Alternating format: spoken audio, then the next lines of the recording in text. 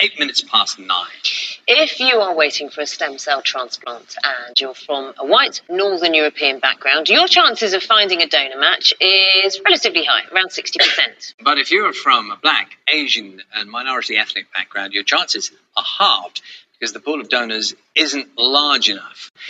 It's an issue facing 5-year-old Kaiya Patel's family after she was diagnosed with leukemia 6 weeks ago. Well, Kaiya's dad, Ruchit, joins us now. With him is Rebecca Pritchard from blood cancer charity Anthony Nolan. Good morning to you both. Good morning. Ruchit, tell us how Kaiya's doing.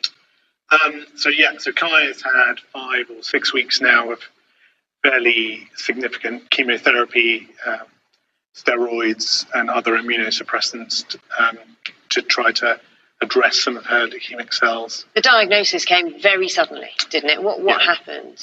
Yeah, it was a 6 weeks ago, completely normal family and living unbelievably happily with a girl who was going to school, loving her, her gymnastics and her swimming, just a normal 5-year-old girl.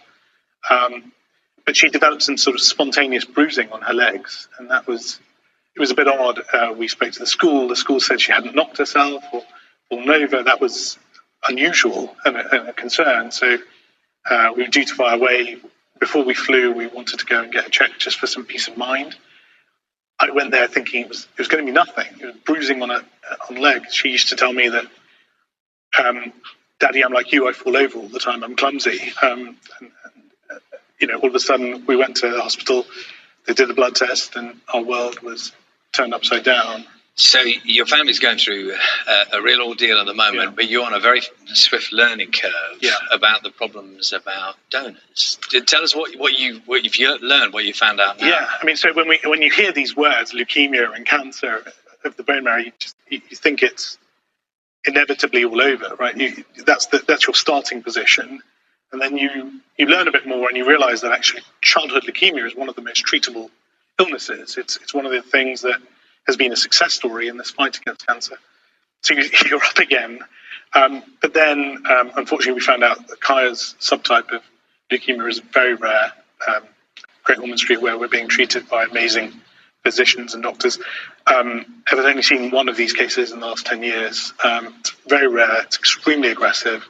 It always comes back. And so then you're down again, and then you're searching. Everyone has different coping mechanisms. Mine was to talk to everyone I knew, read every medical journal that I could, speak to doctors around the world to find a ray of light, to find a way to try to fix her.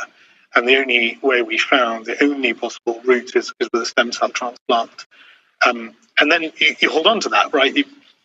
With everything you've got, and your family's entire network holds on to the idea that she needs a transplant and quickly, and then you hear again that the chances of finding a match are low as a starting point. Well, tell us a little bit about that. Sorry, we will come to you just now. Sorry, it's so compelling here, a first-hand story. What about that search? Yeah, that's just really upsetting when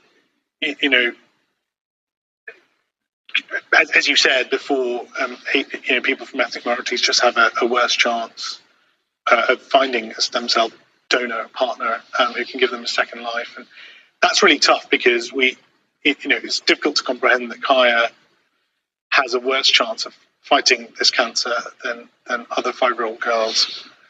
That feels wrong. Why, Rebecca? Why is this chance so much lower?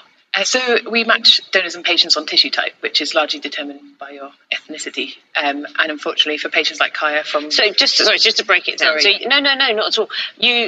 It's not as simple as just being the same blood type. It's not. It's a lot more complex than that. Right. So tissue type, like I said, is determined by ethnicity. There's hundreds of thousands of tissue types all over the world. And that they can be really diverse. So sometimes it's a little bit like finding a needle in the haystack. And like you said earlier, for a patient like Kaiya to only have a 20% chance of finding a match It's why it's really vital for us to build and diversify the register and encourage people from as many backgrounds as possible. Okay, so then what is the problem in the sense that when we said the statistics, if you're white European, you have a 60% chance, Yeah. and it's significantly lower if you're from black or ethnic origin. Yes, that's the sad fact. And why is that? Is that because not enough from that group are donating or aware? It's a lack of awareness amongst all communities. So there's a general lack of awareness, a lot of misconceptions around what stem cell donation actually is. It's actually a lot more of a simple process than people think. We actually, 90% of the time, get stem cells from the bloodstream. So there's a general lack of awareness around joining the register. A lot of the larger registers are in countries like America and in Germany, where the population is largely white Northern European. So it means that there's a smaller pool to search for a patient like Kaiya. So Ruchit, what's your reaction been to this?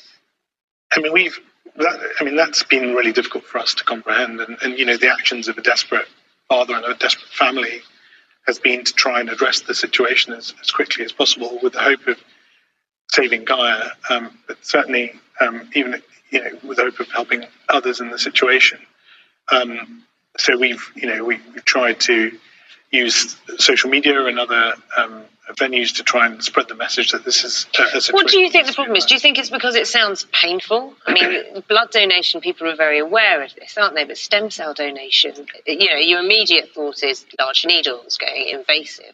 Explain. Yeah, I don't know that it is. I mean, I think it's just a misunderstanding of what's involved. Because stem cells sound like they're deep down in your body and difficult to extract, but actually, as Rebecca will tell you, it's pretty straightforward. What's it's a swab test. So if you want to join the register, if you're 16 to 13 in general good health, you can order a swab kit online on antinolan.org. We'll send a swab kit in the post. Once you've done your swab kit and filled in some medical details, we'll put you on the register. And then every time a patient like Kaiya needs a transplant, we'll search that register for someone whose tissue type matches theirs. And then if you are that person who's a match, a potential lifesaver, we'll call you up and ask you to donate your stem cells. And like I said, 90% of the time, that is a process through the bloodstream called peripheral blood stem cell collection. And it takes about 4 to 5 hours in hospital. Our donors tell us it's painless, a simple procedure. If anything, it's a bit boring spending that time in hospital. But it's a really amazing thing to do and a simple way to potentially save someone's life. Well, Rebecca, thank you so much. And Richard, we wish you and your family the very best. And Thank you. And yeah, thank you so much for coming in and talking to us this morning. People understand it's not the easiest thing to talk about public. Thank you. Thank you. Thank you. It's 16 minutes.